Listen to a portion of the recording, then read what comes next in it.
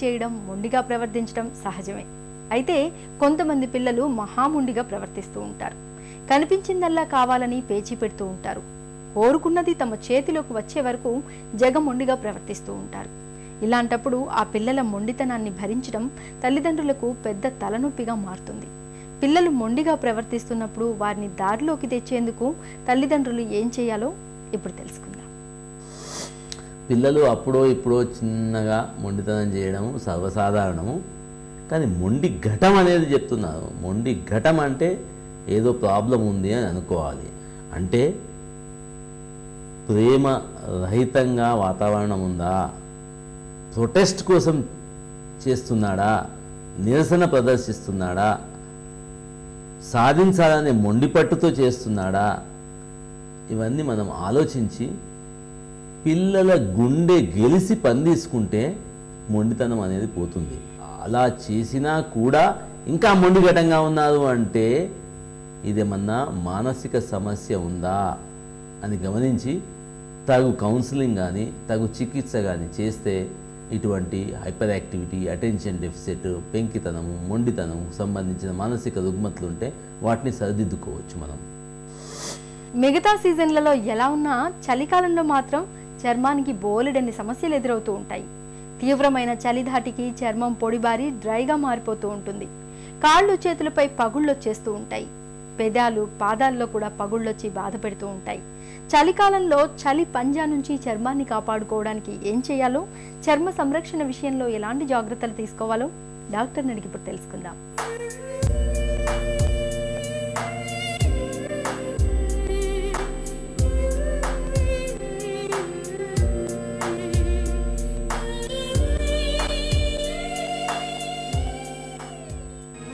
చలికాలంలో చర్మానికి ఎందుకు సమస్యలు పెరుగుతాయి?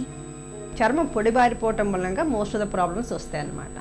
చర్మం ఎలా పొడిబారిపోతుందంటే, ఇప్పుడు బాగా చిన్నపిల్లల్లో చర్మం చాలా డెలికేట్గా ఉంటుంది. అలాగే 60 ఏళ్ళు పైబడిన వయసు వాళ్ళకి కూడా వాళ్ళ చర్మంలో తేమ వెళ్ళిపోతూ ఉంటుందన్నమాట. ఆ తేమ వెళ్ళిపోవటం వల్ల ఈ చలికాలంలో ఇంకా పొడిబారిపోయినట్టు చేస్తుంది. అది కాకుండా ఈ మధ్యకాలంలో బ్లడ్లో కొవ్వు శాతం పెరిగిపోవటం వల్ల వాటికి మెడిసిన్స్, అలాగే బీపీకి డైరెటిక్స్ మెడిసిన్స్, ఇట్లా కొన్ని మెడిసిన్స్ మూలంగా కూడా చర్మం పొడిబారిపోవటానికి కారణం ఉందన్నమాట. జనరల్గా ఏంటంటే ఈ పొడిబారిపోవటం మూలంగానే ప్రాబ్లమ్స్ అన్నీ వస్తాయి. దురదలు రావటం, గోకటం, పుండ్లు పట్టము, అలాగే కొన్ని చర్మ వ్యాధులు ఎక్కువగా పెరగటం, ఇలాంటి ప్రాబ్లమ్స్ ఈ చలికాలంలో ఎక్కువగా చూస్తుంటాం అన్నమాట. చలికాలంలో చర్మానికి ఎలాంటి సమస్యలు ఎదురవుతాయి? ఈ చలికాలంలో ఎక్కువగా చర్మం పొడిబారిపోవటం మూలంగా పిల్లల్లో ఎటోపిక్ డెర్మటైటిస్ అంటే ఎలర్జిక్ రియాక్షన్స్ అన్నమాట.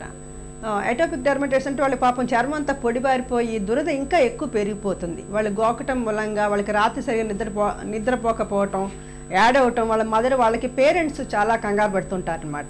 అలాగే పెద్దవాళ్లలో డెర్మటాలజికల్ డిజార్డర్స్, కొన్ని డిజార్డర్స్ లైక్ సోరియాసిస్ అని, అలాగే thyroid hormone problems, diabetes, hypothyroidism, ఈ ప్రాబ్లమ్స్ మూలంగా కూడా ఈ స్కిన్ ఇంకా పొడిబారిపోయి దాంతో దురదలని కంప్లైంట్ ఎక్కువగా వస్తుంటుందన్నమాట. అరిచేతులు, మళ్ళీ అరికాళ్ళు, ఇవి రెండు చాలా పొడిబారిపోవటం వల్ల పగుళ్ళు రావటం, ఆ తర్వాత దాని నుంచి బ్లడ్ రావటం, బ్లీడింగ్ అవటం, ఈ ప్రాబ్లమ్స్ కూడా చాలా ఎక్కువగా ఉంటాయి. స్కిన్ ఎట్లా డ్రై అయిపోతుందో అలాగే జుట్టు కూడా డ్రై అయిపోయి బాగా పొడిబారిపోయినట్టు తయారవటం, నూనె లేని జుట్టు లాగా అయిపోవటం, ప్రాబ్లం అవ్వటం, తర్వాత బ్రేకేజెస్ ఎక్కువ, హెయిర్ లాస్ ఎక్కువ, ఈ ప్రాబ్లమ్స్ కూడా ఉండటానికి ఆస్కారం ఉంటుందన్నమాట. చర్మం పొడిబారకుండా ఎలాంటి జాగ్రత్తలు తీసుకోవాలి?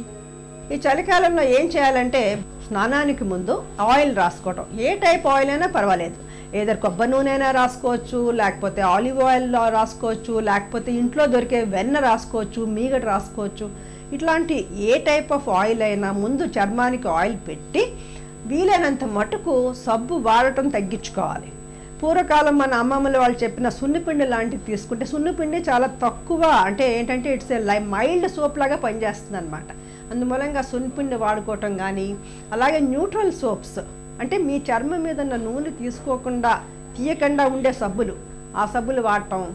ఇది ఒకటే కాకుండా స్నానం చేసిన వెంటనే టవల్తో తుడిచేసుకున్న వెంటనే ఇంకా చర్మం తడిగా ఉన్నప్పుడే మాయిశ్చరైజింగ్ క్రీమ్స్, ఏ టైప్ మీ కంఫర్టబుల్గా ఉన్న ఏ మాయిశ్చరైజింగ్ క్రీమ్స్ అయినా వెంటనే రాసుకుంటే ఈ స్కిన్లో ఉన్న తడి ఆరిపోకుండా చూసుకోవచ్చు.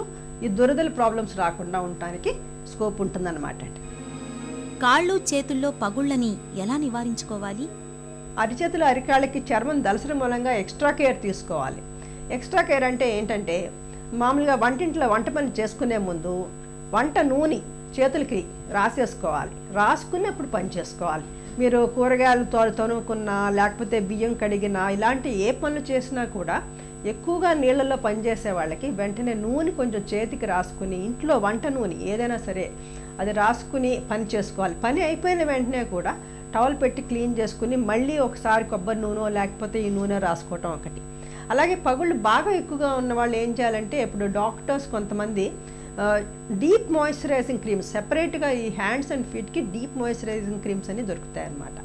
ఈ క్రీమ్స్ వాడటం ఒకటి చాలా ఇంపార్టెంట్.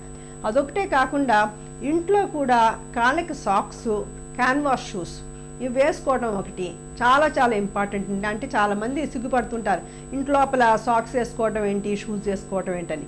అట్లీస్ట్ ఈ చలికాలం అన్నాళ్ళు మటుకు సాక్స్, షూస్ వేసుకుంటే మీకు కాళ్ళ పగుళ్ళు, ఈ చేతుల పగుళ్ళు రాకుండా మీరు కాపాడుకోవచ్చు అన్నమాట.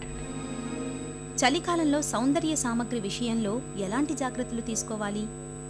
కాస్మెటిక్స్ వాడినా కూడా, ఏ టైప్ హెయిర్ ఆయిల్స్ వాడినా సరే, ఏ టైప్ వాడినా కూడా మోస్ట్ ఇంపార్టెంట్ ఏంటంటే మాయిశ్చరైజింగ్ ఎఫెక్ట్ ఉన్న ఆయిల్స్ కానీ, క్రీమ్స్ కానీ, కాస్మెటిక్స్ కానీ ఏవైనా కూడా ఆ టైపు ఉన్నవి యూజ్ చేయాలి. లేకపోతే ఏమవుతుందంటే మొహం మీద మీరు కాస్మెటిక్స్ అప్లై చేసినా కూడా పెట్లిపోయి ఒక రకమైన మేకప్ లాగా కనిపిస్తూ ఉంటుంది. So always first moisturising cream రాసుకుని దాని మీద మేకప్ చేసుకుంటే ఇట్ లుక్స్ మచ్ బెటర్ అన్నమాట. సబ్బుల వాడకం, స్నానం విషయంలో ఎలాంటి జాగ్రత్తలు తీసుకోవాలి? సబ్బు కంట లిక్విడ్ సోప్స్ అని ఈ మధ్య కాలంలో వాడకంలోకి వచ్చినాయండి. లిక్విడ్ సోపు మంచిది, సబ్బు కంట కూడా లిక్విడ్ సోప్ వాడటం ఈ శీతాకాలంలో మంచిదన్నమాట. తర్వాత ఇది కాకుండా స్నానం చేసిన వెంటనే చర్మం తడి ఆరకుండానే మాయిశ్చరైజింగ్ క్రీమ్ రాసుకోవడం కూడా ఈక్వల్గా ఇంపార్టెంట్. మెయిన్గా మనిషికి చేతులు కాళ్ళు ఎక్కువగా డ్రై అయిపోతూ ఉంటాయన్నమాట. సో మిగతా బాడీ అంతటికి రాసుకోకపోయినా చేతులకి కాళ్ళకి మటుకు మాయిశ్చరైజింగ్ క్రీమ్ రాసుకోవడం చాలా ఇంపార్టెంట్ అన్నమాట. చలికాలంలో మొండి జబ్బుల విషయంలో ఎలాంటి జాగ్రత్తలు తీసుకోవాలి? డర్మటలాజికల్ డిజార్డర్స్ కొన్ని ఈ శీతాకాలంలో చాలా ఇబ్బంది పెడతాయండి. అవేంటంటే సోరియాసిస్. మెయిన్గా చాలామంది పేషెంట్స్ మాకు శీతాకాలంలో సోరియాసిస్ పేషెంట్స్ చాలా వచ్చి ఎక్కువైపోయింది జబ్బు అంటూ వస్తుంటారు అనమాట. ప్రాబ్లం ఏంటంటే దీనికి తగిన జాగ్రత్త తీసుకోకపోవటం మూలంగా ఈ సోరియాసిస్ వ్యాధి ఈ డ్రైనెస్ తోటి పెరిగిపోవడానికి కారణం ఉందన్నమాట.